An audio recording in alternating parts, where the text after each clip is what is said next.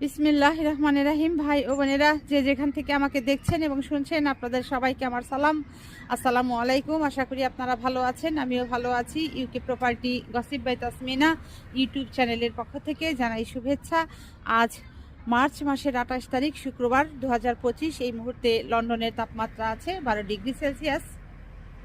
আমি এখন যে রাস্তার পাশ দিয়ে হেঁটে যাচ্ছি, সেই রাস্তার পাশেই হচ্ছে এই যে এরকম শুধু সবুজ গাছ আর গাছ, মাইলের পর মাইল শুধু এরকম সবুজ গাছ। এতদিন দেখেছেন এই গাছগুলো পাতাহীন, পাতা শূন্য, এখন গাছ ভরা, শুধু পাতা আর পাতা। তো যা হোক, আজ যে বিষয়টি নিয়ে আপনাদের সাথে কথা বলতে চাচ্ছি সেটা হলো যে বাংলাদেশের পালে সুখবরের হাওয়া লেগেছে। একের পর এক শুধু বাংলাদেশে সুখবর আসছে আর আসছে। আমি বাংলাদেশের যেহেতু একজন নাগরিক, সে কারণে আমি অনেক গর্বিত, আমিও অনেক আনন্দ অনুভব করছি বাংলাদেশের পালে এই সুখবরের হাওয়া লাগার জন্য। তো যা হোক, অনেক সুখবর, এগুলো বলে শেষ করা যাবে না। তবে আজ মাত্র কয়েকটি সুখবরের কথা আপনাদের সাথে আমি শেয়ার করতে চাচ্ছি। এক হচ্ছে যে ডোনাল্ড ট্রাম্প, তিনি বাংলাদেশে যে রোহিঙ্গা যারা আছেন, উদ্বাস্তু হয়ে যারা বাংলাদেশে এখন বসবাস করছেন, অর্থাৎ শরণার্থী হয়ে যারা আছেন, তাদের জন্য বিশাল অঙ্কের, মোটা অঙ্কের অর্থ তিনি দিবেন বলে, বরাদ্দ দিবেন বলে প্রতিশ্রুতি করেছেন।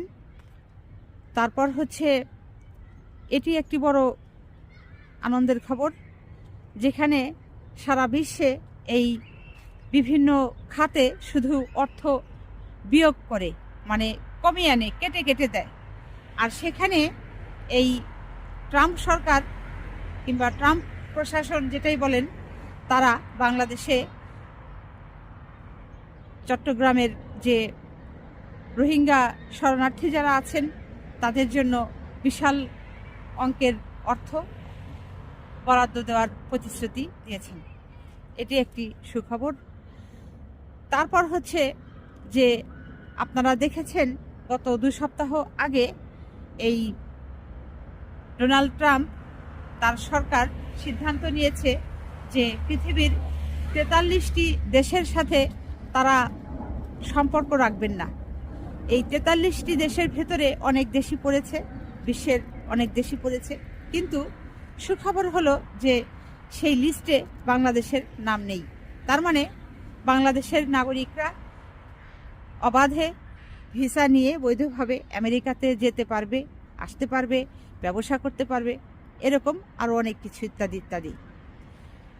তো সেক্ষেত্রে তারা 3টি ধাপে লোকদেরকে আমেরিকাতে যাওয়ার ব্যাপারে নিষেধাজ্ঞা জারি করেছে। এক হচ্ছে লাল, 2 কমলা, 3 হচ্ছে হলুদ। এই 3 রঙের মাঝে এক রঙেও বাংলাদেশ নেই। বাংলাদেশের জন্য আমেরিকার রাস্তা ক্লিয়ার। ওদিকে আবার আরেকটি সুখবর হচ্ছে যে এই চায়না বাংলাদেশ থেকে আম, কাঁঠাল, পেয়ারা সহ ইলিশ মাছ বাংলাদেশ থেকে তারা কিনে চায়নাতে নেবে। এগুলোর চায়নাতে প্রচুর চাহিদা রয়েছে। আপনারা জানেন বর্তমানে বাংলাদেশের অন্তর্বর্তী সরকারের প্রধান উপদেষ্টা জনাব ইউনূস সাহেব, তিনি চায়নাতে রয়েছেন। তাদের সাথে তিনি বিভিন্ন ধরনের বাণিজ্যিক, তারপর পররাষ্ট্র বিষয় নিয়ে অনেক ধরনের আলাপ আলোচনাই সেখানে তিনি করবেন।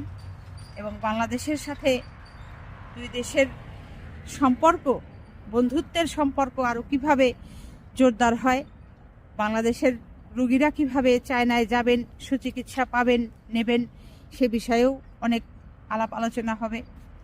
এটিও একটি বাংলাদেশের জন্য অনেক বড় সুখবর। মানে এরকম বললে সুখবর আর শেষ হবে না।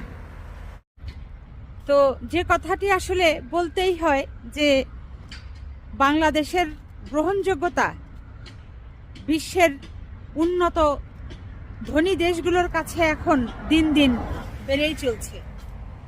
তো সেদিক থেকে হিসাব করলে বাংলাদেশের জনগণ অনেক সৌভাগ্যবান।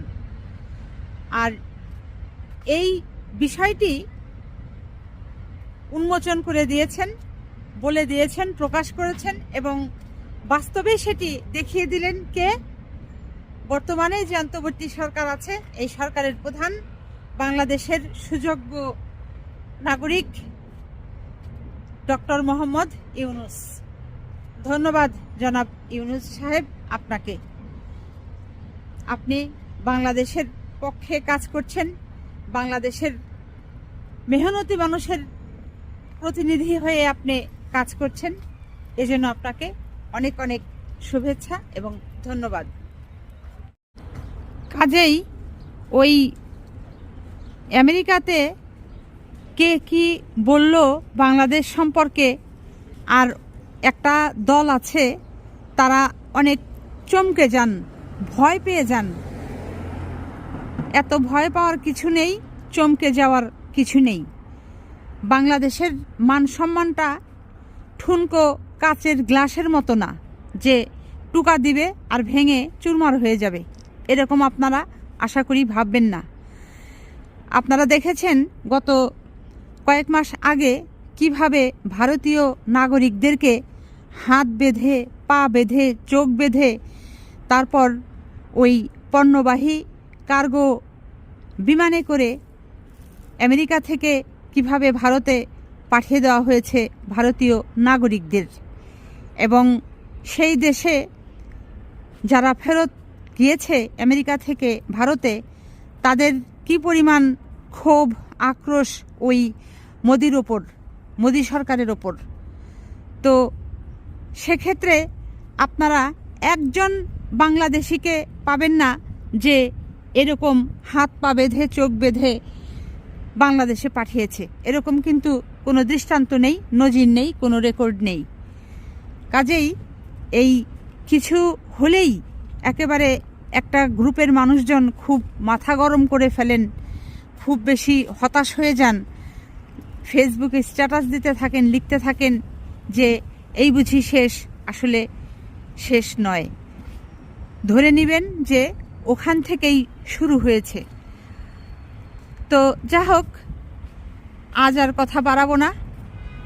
তো আজ এখানেই শেষ করব। সবাই ভালো থাকবেন, সুস্থ থাকবেন এবং আমার জন্য দোয়া করবেন। আমার এই চ্যানেলটিতে লাইক, কমেন্ট, শেয়ার এবং সাবস্ক্রাইব করবেন।